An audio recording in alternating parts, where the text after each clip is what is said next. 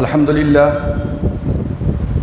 لله نحمده ونستعينه ونستغفره ونؤمن به ونتوكل عليه ونعوذ بالله من شرور أنفسنا ومن سيئات أعمالنا من يهده الله فلا مضل له ومن يضلله فلا هادي له ونشهد أن لا إله إلا الله وحده لا شريك له ونشهد أن سيدنا وشفيعنا وحبيبنا ومولانا محمدا عبده ورسوله أما بعد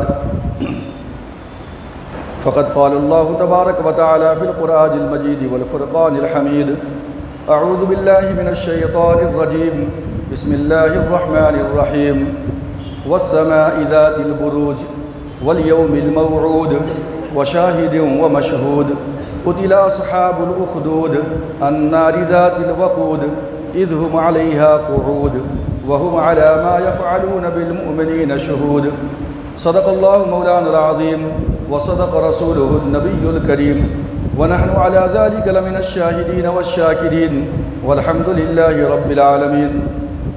بزرگان محترم، عزیز ساتھیو، قرآن مجید کی سورہ بروج کی 7 آیتیں میں نے آپ کے سامنے تلاوت کی ہیں۔ اس آیت کے اندر ایک بہت ہی معروف و مشہور واقعے کا ذکر ہے جس کو ہم اصحاب الاخدود، خندق والے، گڑھے والے کے نام سے جانتے ہیں، کہ جہاں پہ تقریباً 20,000 عیسائیوں کو خندق کھود کر کے ایک بادشاہ ذو نواس نے، جو یہودی تھا، اس نے کرسچنوں کو زندہ جلا دیا تھا۔ اس آیت کے نازل ہونے کا مقصد آپ سمجھ سکتے ہیں کہ یہ واقعہ کتنا اہم ہے اور کتنا گھناؤنا ہے، کہ جس کا ذکر اللہ تبارک و تعالیٰ نے قرآن مجید کے اندر کیا ہے۔ لیکن یہ جو واقعہ رونما ہوا ہے، یہ نبی آخر الزماں جناب محمد رسول اللہ صلی اللہ علیہ وسلم کی پیدائش سے پہلے کا واقعہ ہے، اور اسی سے ریلیٹڈ واقعہ سورۃ الفیل کا ہے، جہاں پہ ابرہہ نے خانہ کعبہ کے اوپر حملہ کیا تھا اور اللہ تبارک و تعالیٰ نے پوری 60,000 یا 40,000 کی آرمی کو پرندوں کے ذریعے سے تہس نہس کر دیا تھا، برباد کر دیا تھا۔ اس کا کنیکشن، اس کا ریلیشن اس سورہ کے ساتھ بھی ہے۔ میں گزشتہ آپ کے سامنے نبی آخر الزماں جناب محمد رسول اللہ صلی اللہ علیہ وسلم کی پیدائش سے قبل عرب میں بسنے والی قومیں اور ان کے حالات کا ذکر کر رہا تھا۔ آپ کے سامنے یہ بات بھی آئی تھی کہ کس طرح حضرت سیدنا ابراہیم علیہ السلام نے لوگوں کے قلب و جگر کے اندر توحید کو پیوست کر دیا تھا، اور پھر 150 عیسوی کے اندر ایک شخص قبیلہ بنو خزاعہ کا عمرو بن لحی ملک شام سے وہ مورتی لے کر کے آیا جس کا نام بعل تھا، اور اس نے خانہ کعبہ کے چھت کے اوپر نصب کر دیا یا خانہ کعبہ کے اندر لگا دیا، اور وہاں سے توحید کے اس مرکز کے اندر بتوں کی پوجا اور پتھروں کی پرستش کی شروعات ہوئی، اور یہ سلسلہ 150 سے لے کر 450 تک، جبکہ محمد رسول اللہ صلی اللہ علیہ وسلم کے خاندان کے اندر چھٹی پشت میں جا کر کے، جہاں میں نے آپ کے سامنے ذکر کیا تھا کہ محمد بن عبداللہ بن عبد المطلب بن ہاشم بن عبد مناف بن قصی بن کلاب، یہ تو قصی ہے، یہ چھٹا نمبر ہے محمد صلی اللہ علیہ وسلم سے اوپر جا کر کے۔ اس قصی نے جو کارنامہ انجام دیا تھا کہ 450 عیسوی کے اندر قبیلہ بنو خزاعہ سے مکہ مکرمہ کی حکومت چھین لیا تھا، اور مکہ مکرمہ کی حکومت جہاں قبیلہ بنو جرہم کے اندر تھی، جو یمنی لوگ تھے، اس سے منتقل ہو کر کے، جو عرب عاربہ کہلاتے تھے، ان سے منتقل ہو کر کے مکے کی حکومت اور خانہ کعبہ کا جو ہے کہ تولیت جو ہے وہ پھر سے خاندان بنو اسماعیل کے اندر آ گئی تھی۔ اسی طریقے سے عمرو بن لحی کے اور بھی بہت سارے کارنامے ہیں جس کا ذکر حدیث کے اندر موجود ہے۔ تلبیہ کے اندر لبیک لبیک اللہم لبیک لا شریک لک لبیک، اس کے اندر بھی اس نے جو ہے چینجز کیا تھا۔ اسی طریقے سے مختلف جانوروں کو مختلف بتوں کے ناموں کے اوپر چھوڑنے کی ایجاد بھی اسی نے کی تھی۔ تو اس کی ایک لمبی فہرست ہے کہ اس نے کیا کیا جو ہے چیزیں ملت ابراہیمی اور دین ابراہیمی کے اندر رد و بدل کیا تھا عمرو بن لحی نے۔ تو میں اس طرف ابھی نہیں جاؤں گا آپ کے سامنے، میں نبی آخر الزماں کی پیدائش سے قبل عرب کے اندر کیا حالات تھے، آپ نے عرب بائدہ، عرب عاربہ، عرب مستعربہ کا ذکر گزشتہ آپ نے سنا تھا، اور آج میں آپ کے سامنے اس سورہ کے پس منظر میں، یعنی سورۃ البروج کے پس منظر کے اندر کیا واقعہ پیش آیا تھا، میں انشاءاللہ آج اپنی گفتگو اس جانب لے کر کے جاؤں گا۔ آپ یہ جانتے ہیں، کئی بار میں بتا چکا ہوں کہ سیدنا ابراہیم علیہ السلام کی شخصیت کب کی ہے؟ بھائی 2200 قبل مسیح BC کی ہے۔ ابراہیم علیہ السلام کے بیٹے حضرت اسماعیل علیہ السلام کی پیدائش 2113 BC قبل مسیح کی ہے۔ حضرت اسماعیل علیہ السلام کے بھائی حضرت اسحاق علیہ السلام کی پیدائش 2099 قبل مسیح یعنی BC کی ہے، اور اس کے بعد پھر حضرت اسحاق علیہ السلام کے بیٹے حضرت یعقوب علیہ السلام ان کی پیدائش 2046 قبل مسیح BC کی ہے، اور اس کے بعد پھر حضرت یوسف علیہ السلام کی پیدائش 1909 BC قبل مسیح کی ہے، اور اس کے بعد پھر حضرت موسیٰ علیہ السلام کی پیدائش اور ان کا جو زمانہ ہے 1391 BC کی ہے، قبل مسیح کی ہے، اور حضرت موسیٰ علیہ السلام جب دنیا سے جاتے ہیں تو وہ جو تاریخ ہے وہ 1271 BC قبل مسیح عیسیٰ علیہ السلام سے پہلے کی بات ہو رہی ہے۔ اس طرح اگر ہم یہودیت کی تاریخ کو جانیں، یہودیت کی ابتدا اور اس کے آغاز کو ہم سمجھیں، تو تقریباً 1800 سال قبل مسیح یا پھر 2000 سال قبل مسیح، چونکہ یہودیت کی ابتدا اس کا آغاز کہاں سے ہوتا ہے؟ حضرت یعقوب علیہ السلام سے، جن کی پیدائش 2046 کی ہے، تو اس کے بعد وہ 2000 سال ادھر ہو گیا، اس کے بعد ابھی 2023 چل رہا ہے، گویا کہ more than 4000 ایئرس یہ یہودیوں کی تاریخ ہے۔ لیکن آپ یہ بھی سمجھ لیں کہ یہودیوں کو امت مسلمہ کی جو حیثیت حاصل ہوئی، اور مسلمانوں یعنی جو بھی اس وقت ایمان والے تھے وہ بھی مسلمان تھے، تو پوری دنیا کی امامت، قیادت اور لیڈرشپ یہودیوں کے ہاتھ میں جو آئی ہے، وہ جو ہے زمانہ ہے موسیٰ علیہ السلام کا، یا اس سے جو ہے قبل آپ کہیے کہ یعقوب علیہ السلام کا زمانہ، تو تقریباً جو ہے اس وقت سے شروع ہو کر کے، یعنی 1800 قبل مسیح بولیے یا 2046 قبل مسیح آپ کہیے BC، تو اس وقت سے لے کر کے ان کی شروعات ہوئی یہودیت کی، اور ان کو امت مسلمہ کی حیثیت کب حاصل ہوئی؟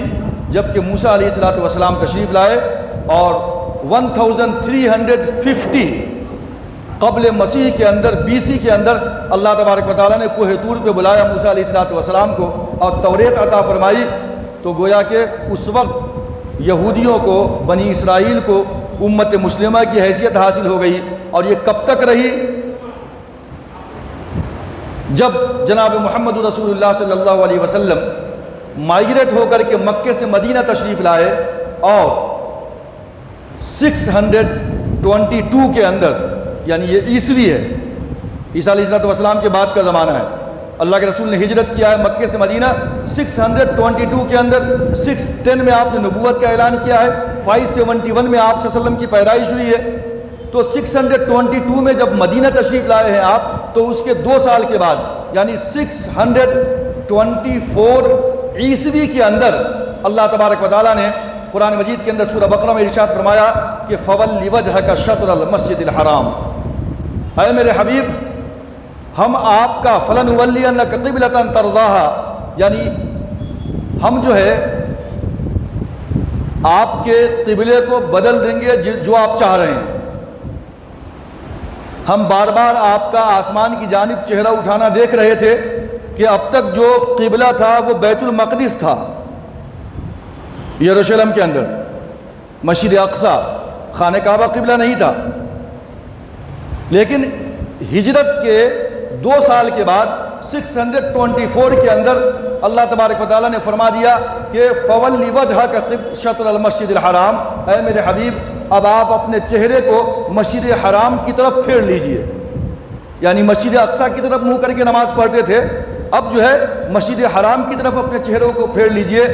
یہ تحویل قبلہ کا اعلان اللہ کی جانب سے اس بات کا اعلان تھا کہ اب تک بنی اسرائیل کو دنیا کی امامت، قیادت، سیادت اور لیڈرشپ حاصل تھی، اور امت مسلمہ کی حیثیت بنی اسرائیل کو تھی، یعنی یہودیوں کو تھی، لیکن اب قبلہ بدل چکا ہے، خانہ کعبہ قبلہ بن چکا ہے۔ یہ اس بات کا اعلان ہے کہ اب جو ہے دنیا کی لیڈرشپ اور دنیا کی امامت سے خاندان بنی اسرائیل کو معزول کر کے امت محمدیہ صلی اللہ علیہ وسلم کو دنیا کی قیادت، لیڈرشپ اور امامت سپورٹ کی جاتی ہے، اور یہ دنیا کی امامت و قیادت جو ہے امت محمدیہ کے ہاتھوں کے اندر کب تک رہے گی؟ تا قیام قیامت۔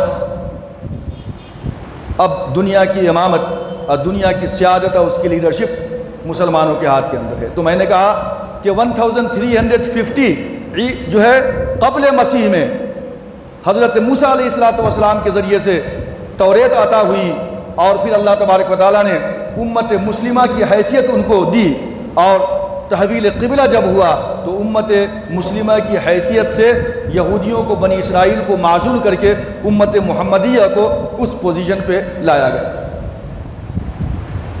اب آپ یہ بھی سمجھ لیں کہ جو عرب کا علاقہ ہے، عرب کے علاقے کے اندر آپ پڑھتے ہیں کتابوں کے اندر، تاریخ کے اندر، کہ مدینے کے اندر بہت مشہور قبائل یہودیوں کے تھے، بنو قینقاع، بنو قریظہ، بنو نذیر، یہ قبائل یہودیوں کے بڑے بڑے قبائل ہیں۔ اب یہ قبائل یثرب میں، مدینے میں آباد تھے۔ یہ کب آباد ہوئے آ کر کے مدینے کے اندر؟ یہ کب آ گئے؟ تو اس کے لیے آپ کو یہودیت کی تھوڑی ہسٹری پیچھے جانی پڑے گی آپ کو، تو آپ کو بات سمجھ میں آئے گی۔ بات ہو رہی تھی قبل مسیح کی، یعنی حضرت عیسیٰ علیہ السلام سے پہلے کی بات ہو رہی تھی۔ تو آپ ذہن میں رکھیں کہ اصل میں یہودیوں کے اوپر جو سب سے پہلا حملہ ہوا ہے وہ 471 BC قبل مسیح کے اندر اشوری قوم نے حملہ کیا ہے، اور یہودیوں کو، فلسطین کو تہس نہس کر دیا ہے ان کو۔ 471 قبل مسیح کے بعد پھر تقریباً 598 قبل مسیح کے اندر عراق کا بادشاہ بخت نصر، اس نے حملہ کیا ہے فلسطین کے اوپر اور پوروں کو اپنے قبضے میں لے لیا ہے۔ لیکن 587 کے اندر، 598 کی بات کر رہا تھا میں، قبل مسیح کے اندر تاریخ پیچھے آئے گی، آگے نہیں جائے گی۔ 598 میں حملہ کیا بخت نصر نے، قبضے میں لے لیا آپ نے۔ اب اس کے بعد ان لوگوں نے نادانی یہ کیا کہ 587 کے اندر بخت نصر بہت بڑی طاقت تھی عراق کی، اس کے خلاف کھڑے ہو گئے لڑنے کے لیے۔ اب بخت نصر نے جو حملہ کیا ہے پھر سے 587 قبل مسیح BC کے اندر، تو اس وقت جو ہے اس نے پورے کے پورے یروشلم کو، اسرائیل کو اور شام کو تہس نہس کیا ہے، اور 6 لاکھ یہودیوں کو اس نے قتل کیا ہے۔ 6 لاکھ یہودیوں کو غلام بنا کر کے وہ عراق لے کر چلا گیا، اور وہاں پہ 70 سال یا 100 سال تک قید بامشقت کی سزا دیا ہے یہودیوں کو۔ اور اس کے بعد پھر آپ پڑھتے ہیں قرآن مجید کے اندر، قرآن نے کہا وَيَسْأَلُونَكَ عَنْ ذِي الْقَرْنَيْنِ قُلْ سَأَتْلُو عَلَيْكُم مِّنْهُ ذِكْرًا۔ ذوالقرنین کا واقعہ جس کو کیخورس کہا جاتا ہے یا ذوالقرنین، جب ذوالقرنین کی حکومت آتی ہے عراق کے اوپر، اس کا قبضہ ہوتا ہے، تو اس نے 100 سال کی غلامی کے بعد جس کو بخت نصر نے لایا تھا اسرائیل سے، تمام کے تمام یہودیوں کو آزاد کر دیتا ہے۔ اب اس کے بعد جب آزاد کرتا ہے تو وہاں سے کچھ لوگ نکل کر تبوک وغیرہ کے علاقے میں آباد ہو گئے، یہودیوں کے کچھ قبائل۔ اس کے بعد پھر معاملہ 450 قبل مسیح کا ہے، 587 میں واقعہ ہوا۔ اس کے بعد 450 قبل مسیح کے اندر حضرت عزیر علیہ السلام کو پروردگار عالم نے یہودیوں کی اصلاح کے لیے فلسطین یا اسرائیل کے اندر بھیجا، اور ان کی وجہ سے اصلاحی کارنامے ہوئے۔ حضرت عزیر علیہ السلام، قرآن میں ذکر ہے نا، وقالت الیہود عزیر ابن اللہ، یہود نے کہا کہ حضرت عزیر اللہ کے بیٹے ہیں، اپنی جگہ پہ وہ تاریخ ہے۔ تو یہ 450 قبل مسیح کا واقعہ ہے جب حضرت عزیر علیہ السلام کو اللہ نے بھیجا وہاں۔ سب BC بیفور کرائسٹ کی بات ہو رہی۔ 450 کے بعد اللہ تبارک و تعالیٰ نے یہودیوں کو عروج نصیب کی، ترقی عطا ہوئی، ایک طاقت بن کے ابھرے یہ لوگ۔ اس کے بعد پھر ان کی مکابی سلطنت قائم ہوئی یہودیوں کی، بہت مشہور ہے تاریخ کے اندر مکابی سلطنت۔ 170 قبل مسیح کے اندر یا 171 قبل مسیح میں یہ یہودیوں کی مکابی سلطنت قائم ہوئی ہے، اور یہ تقریباً 73 قبل مسیح تک ان کی مکابی سلطنت رہی ہے۔ اور اس کے بعد پھر ان لوگوں نے بدماشی کی تو اللہ تبارک و تعالیٰ نے پھر اہل روم کو، روم کا ایک بادشاہ تھا پومپئی، جس نے 63 قبل مسیح کے اندر پھر سے اسرائیل پہ اٹیک کیا، اور اس نے ہزاروں کو تہہ تیغ کیا اور سب کو تہس نہس کیا۔ اس وقت بھی لوگ یہاں وہاں بھاگنے پہ مجبور ہوئے۔ اور اس کے بعد پھر آپ کو معلوم ہے کہ ان کے عقیدے کے مطابق حضرت عیسیٰ علیہ السلام کو ان لوگوں نے جو سولی پہ چڑھایا ہے صلیب کے اوپر، وہ ان کی ایج 31 ایئرس کی تھی یا 33 ایئرس کی تھی۔ اتنی ایج کے اندر ان لوگوں نے ان کو پھانسی پہ چڑھایا ہے ان کے عقیدے کے مطابق۔ اور اس کے اور تقریباً 40 سال کے بعد 70 عیسوی کے اندر روم کا ایک بہت بڑا بادشاہ جس کا نام ٹائٹس ہے یا تیتس کہتے ہیں اردو کے اندر، عربی کے اندر، اس نے اٹیک کیا ہے تو اس نے اور تباہی مچائی، اس نے بھی لاکھوں کو تہہ تیغ کیا۔ اور اسی کے بعد سے ہم انگلش کے اندر پڑھتے ہیں ایک لفظ ڈائسپورا، یہودیوں کا ڈائسپورا، جس کو جہاں جگہ ملی وہاں بھاگ گئے۔ اور اسی ڈائسپورا کے اندر یہ قبیلہ بنو قینقاع، بنو قریظہ، بنو نذیر جو ہے یہودی کا قبیلہ تھا، جو وہاں سے اسرائیل سے بھاگ کر کے، چونکہ انہوں نے اپنی کتاب کے اندر جناب محمد رسول اللہ صلی اللہ علیہ وسلم کی جو نشانیاں پڑھی تھیں کہ وہ آئیں گے آخری زمانے کے اندر، اور وہ جہاں پہ آئیں گے جو ان کا مائیگریشن ہوگا وہ کھجوروں والی جگہ ہوگی، کھجوروں کے سائے کے اندر، اور یہ مشہور جگہ تھی یثرب کی، مدینہ کی۔ لہٰذا اس نشانی کو پڑھ کر کے یہ 3 قبائل مشہور یہودیوں کے اسرائیل سے بھاگ کر کے یثرب میں، مدینہ میں آ کر کے جو ہے یہ لوگ آباد ہو گئے تھے۔ تو اس طریقے سے یہودیوں کا داخلہ تھوڑے تبوک کے اندر، تھوڑے حجاز کے اندر، اور تھوڑے یہ 3 بڑے قبائل مدینہ کے اندر آ کر کے آباد ہو گئے۔ تو اس طریقے سے یہودیوں کے قبائل مکے کی سرزمین یعنی عرب کی سرزمین کے اندر آ کر کے جو ہے بود و باش اختیار کر لیا ان لوگوں نے۔ اس کے بعد یہ سب باتیں تھی آپ کو قبل مسیح کی، بیفور کرائسٹ، عیسیٰ علیہ السلام سے پہلے کی بات چل رہی تھی۔ اب عیسیٰ علیہ السلام کے بعد کی بات دیکھیے آپ۔ روم کا ایک بہت بڑا بادشاہ ہے جس کا نام ہے قسطنطین، یا انگلش میں کہتے ہیں کانسٹنٹائن۔ اس نے 300 عیسوی کے اندر، 300 AD 300 عیسوی کے اندر کانسٹنٹائن نے عیسائیت قبول کر لیا۔ جب اس نے عیسائیت قبول کر لیا تو اس کا امپیکٹ، اس کا اثر اس کے قرب و جوار کے اندر ہو گیا، یعنی ملک شام کے اندر لوگ عیسائی بن گئے، ایتھوپیا کے اندر، حبشہ جو ہے، مصر کے اندر، سوڈان کے اندر، یہ تمام کے تمام لوگ جو ہے کیا ہو گئے، کنورٹ ہو گئے عیسائیت کے اندر۔ اور یہاں تک کہ پورا کے پورے ملک کا جو ہے یوں سمجھیے کہ آفیشیل ریلیجن عیسائیت بن گیا۔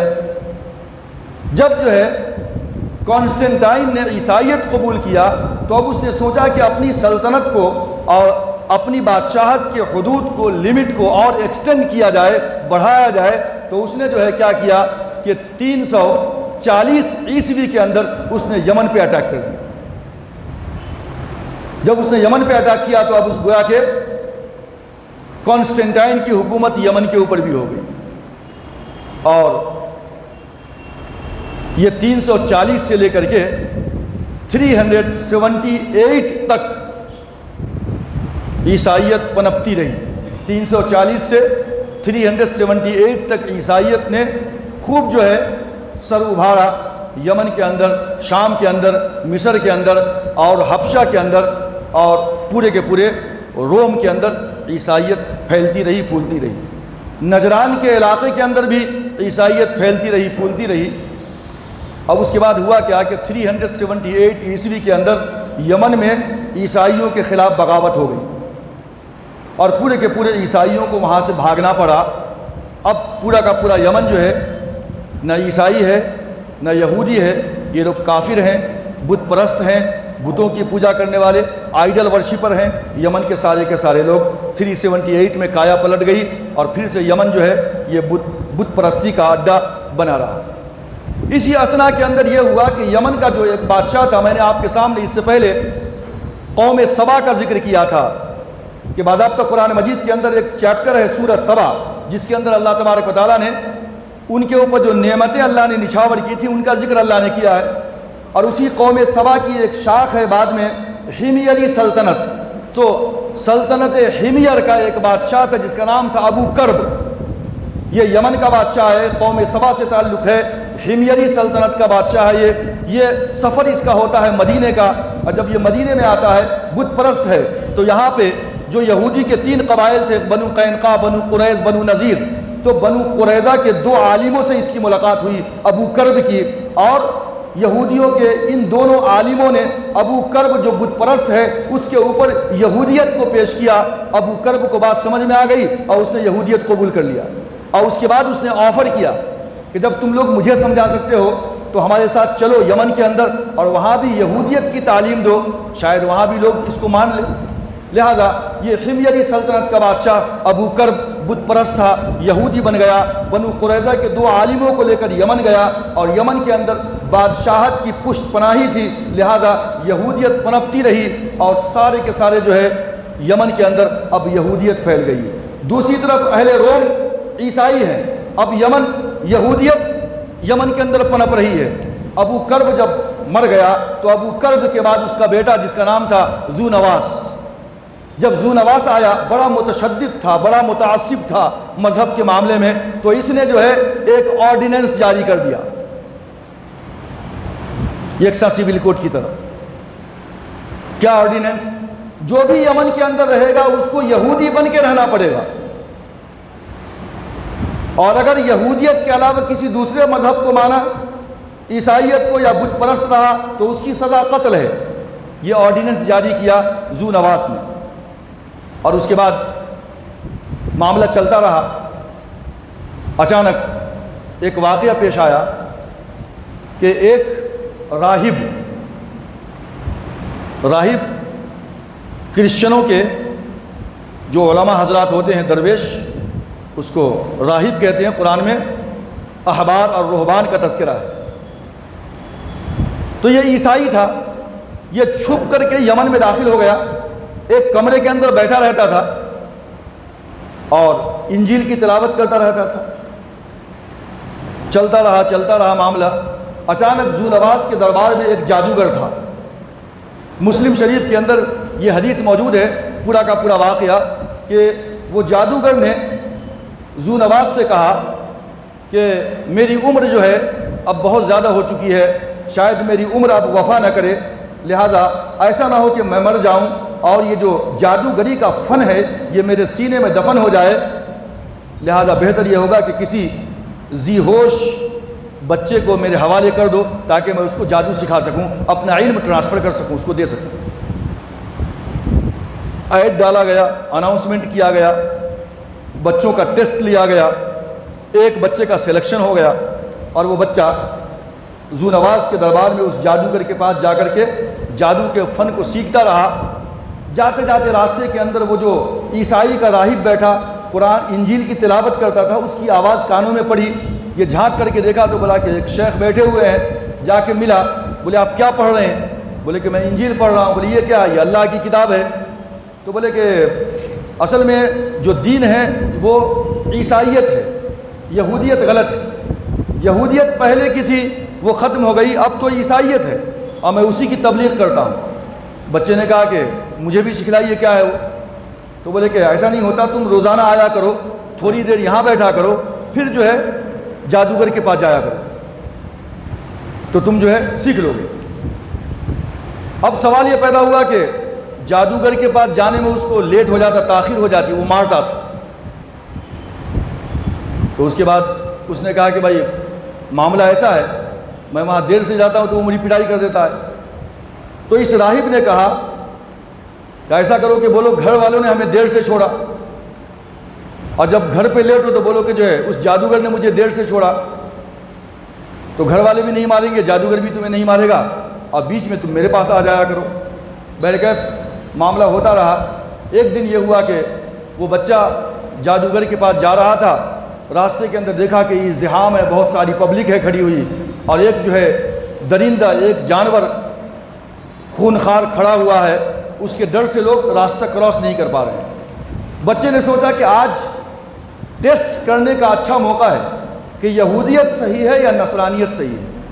وہ جادوگری جو سکھلاتا ہے جو یہودی ہے، کیا وہ مذہب صحیح ہے، یا عیسائیت جو یہ شیخ کمرے میں بیٹھ کر کے سکھاتے ہیں، نصرانیت عیسائیت یہ صحیح ہے؟ لہٰذا ٹیسٹ کر لیتے ہیں۔ ایک پتھر اٹھایا اور اس نے اللہ سے دعا مانگی، یا اللہ اگر نصرانیت عیسائیت صحیح ہے تو اس پتھر سے اس جانور کو ہلاک کر دے۔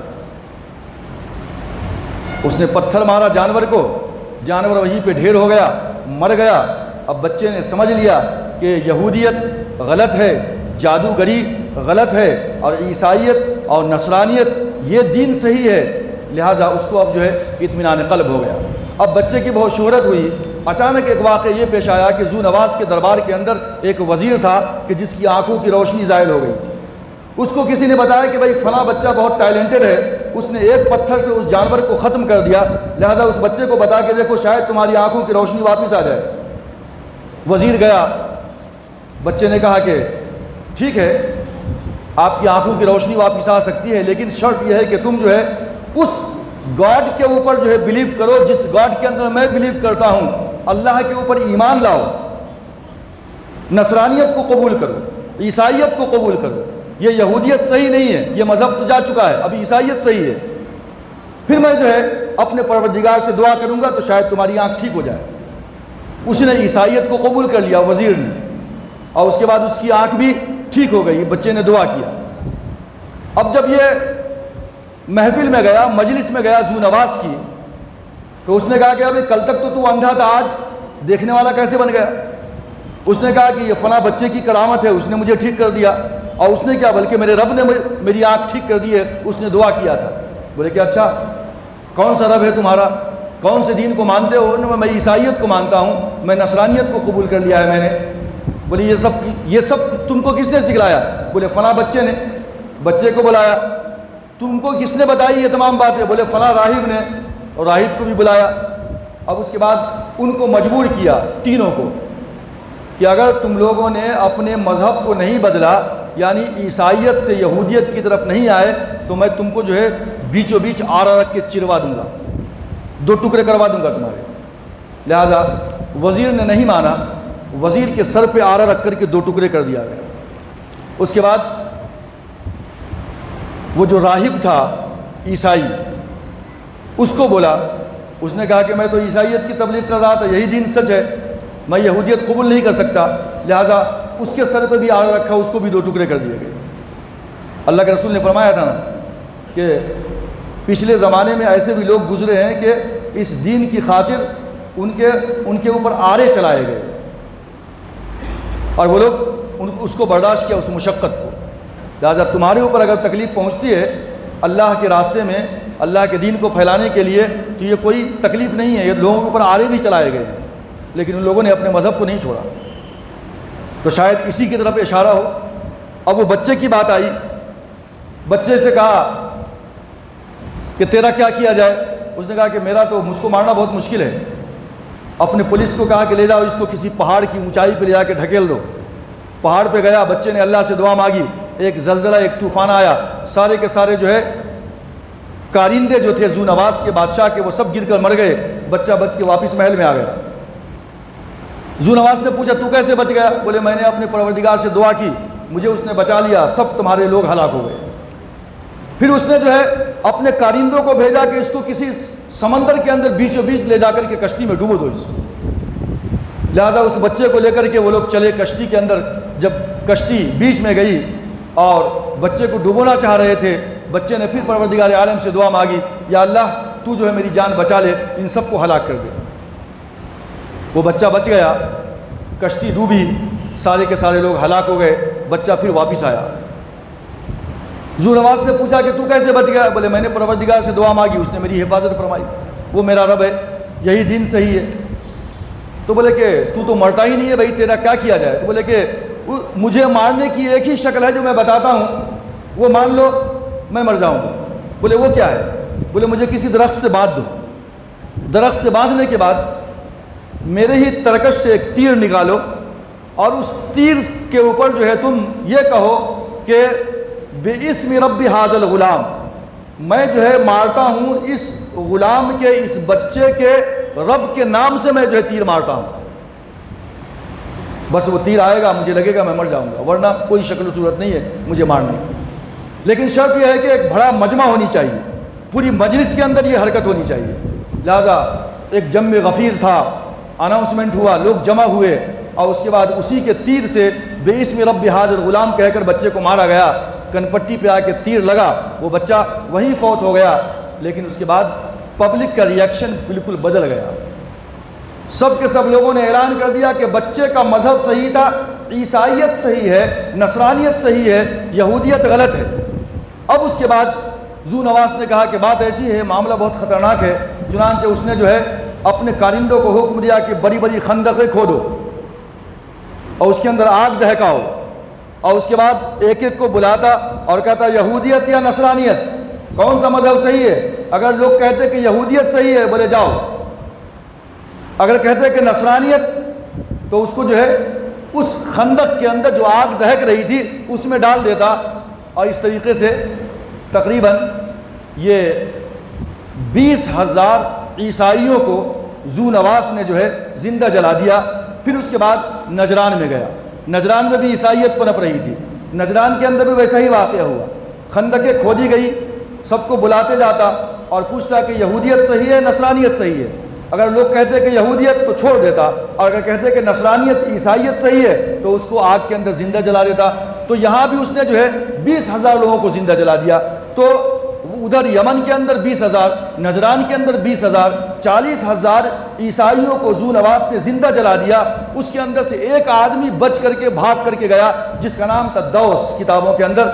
وہ دوس بھاگتا ہوا قیصر کے پاس گیا ملک شام کے اندر، اور قیصر کے ملک شام کے اوپر رومیوں کی حکومت تھی، عیسائیوں کی حکومت تھی، مصر کے اندر، حبشہ کے اندر ہر طرف عیسائیوں کی حکومت تھی، لہذا بہت پاورفل تھا قیصر۔ قیصر و کسریٰ سنتے ہیں ہم کتابوں کے اندر۔ دوس نے کہا کہ آپ کے پاس اتنا پاور ہے، سپر پاور کہلائے جاتے ہیں، اور یہ ذو نواس معمولی سا جو ہے یمن کا بادشاہ 40,000 عیسائیوں کو زندہ جلا دیا، آپ تماشائی بنے ہوئے ہیں، آپ مدد کیجئے ہماری۔ لہذا قیصر نے جو ہے شاہ حبشہ کو حکم دیا جو یمن کے قریب ہے، سمندر کراس کیا، حملہ کیا۔ لہذا اس نے جو ہے ایتھوپیا کو، حبشہ کو حکم دیا، اور حبشہ کے بادشاہ نے اپنی فوج کو بھیجا جس کے اندر آپ جانتے ہیں کہ اریات، اریات یا پھر جو ہے ابرہا، یہ دونوں تھے اس کے اندر، اور اس طریقے سے ابرہا، اریات اور ذو نواس کا مقابلہ ہوا، اور جو ہے ذو نواس مارا گیا یا بھاگ کر سمندر میں ڈوب گیا، اور پھر سے جو ہے اب یمن کے اندر عیسائیت پنپنے لگی، اور عیسائیوں کا جو ہے بول بالا یمن کے اندر پھر سے ہو گیا۔ یہی وہ واقعہ ہے جس کا ذکر جو ہے اللہ تبارک و تعالیٰ نے سورۃ البروج کے اندر اور سورۃ الفیل کے اندر کیا ہے۔ آپ جانتے ہیں والسماء ذات البروج والیوم الموعود وشاہد ومشہود، اور اس کے بعد کا جو لفظ قتل اصحاب الاخدود، یہ گڑھے والے قتل کر دیے گئے۔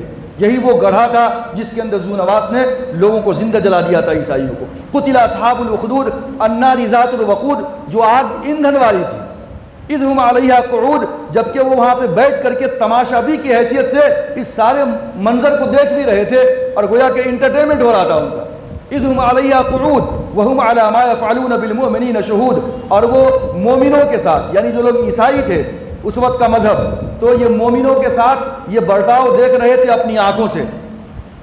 تو یہ جو سورۃ البروج ہے اس کا پس منظر جو ہے بزرگ دوستو کچھ اس طرح کا ہے۔ اور اس کے بعد پھر یہی اریات اور ابرہہ کے اندر آپس میں پھر فائٹ ہوتی ہے، اریات مارا جاتا ہے، ابرہہ یمن کا جو ہے بادشاہ بن جاتا ہے۔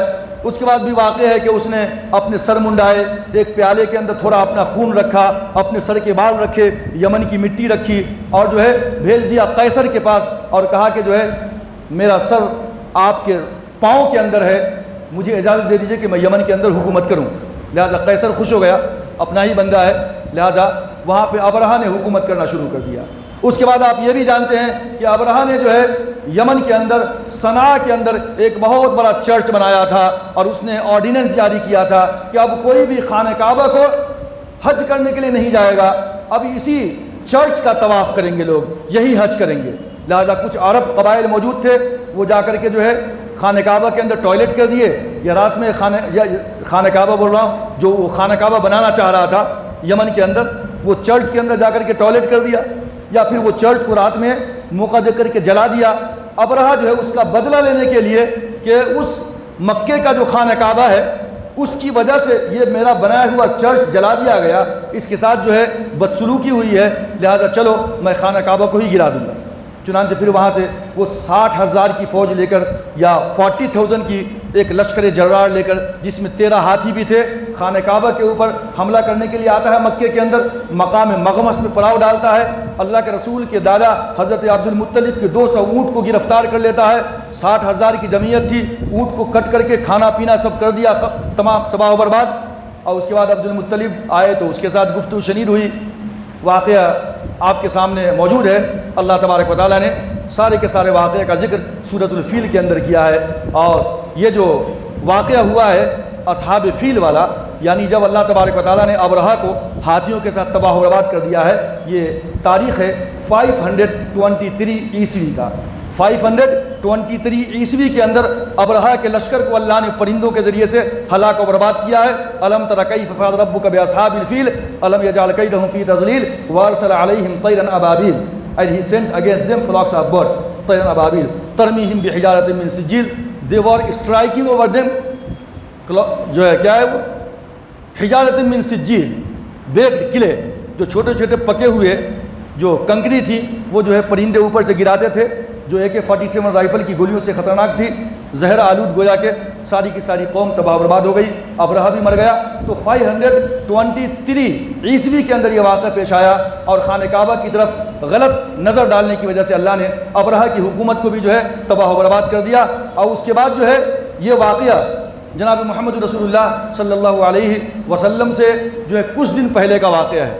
بعض 55 ڈیز کہتے ہیں کہ 55 ڈیز پہلے کا واقعہ ہے، 50 ڈیز پہلے کا واقعہ ہے، لیکن 523 اگر کہا جائے تو پھر آگے مسئلہ یہ پیدا ہوتا ہے کہ اللہ کے رسول کی پیدائش 571 میں ہوتی ہے، تو ہو سکتا ہے تاریخی باتیں ہیں اوپر نیچے، لیکن زیادہ مشہور یہ ہے کہ اللہ کے رسول کی پیدائش 571 عیسوی کے اندر ہوئی ہے، اور 610 میں آپ نے اپنی نبوت کا اعلان کیا، 622 میں آپ نے ہجرت کیا، اور 632 کے اندر اللہ کے رسول اس دنیا سے، دنیا فانی سے دنیا جاویدانی کی طرف جو ہے تشریف لے گئے۔ تو یہ آج میری گفتگو میں کرنا چاہ رہا تھا کہ عرب اور اس کے اطراف کے اندر جو قومیں تھیں، اور یہودیت اور نصرانیت کی جو کشمکش تھی، جو ٹکراؤ تھا محمد رسول اللہ صلی اللہ علیہ وسلم کے دنیا کے اندر مبعوث ہونے سے پہلے آپ اس تاریخ کے اوپر بھی تھوڑی سی جو ہے نظر ڈال لیں تو آگے سیرت کے موضوع کو سمجھنے کے لیے اور زیادہ ہیلپ فل اور مددگار ثابت ہو سکتا ہے۔ اللہ تبارک و تعالیٰ سے دعا ہے کہ اللہ تبارک و تعالیٰ